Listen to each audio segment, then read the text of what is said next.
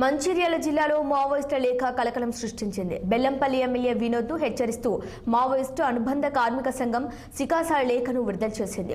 బెల్లంపల్లిలో సింగరేణి విశ్రాంత కార్మికులు ప్రజల విద్యుత్ కనెక్షన్ను సింగరేణి యాజమాన్యం తొలగించడం హేయమైన చర్యగా లేఖలో అభివర్ణించారు.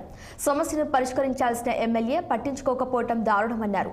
రౌడీ షీటర్లు, భూ కబ్జాదారులను ప్రోత్సహిస్తున్న ఎమ్మెల్యే వెంటనే అటువంటివి మానుకోవాలని సూచించారు. ఇక నియోజకవర్గ ప్రజలు వరదలు, రోడ్లు కొట్టుకుపోయి ఇబ్బందులు పడుతుంటే పట్టించుకోకుండా ఎమ్మెల్యే విదేశాల్లో ఎంజాయ్ చేయడం సరికాదన్నారు.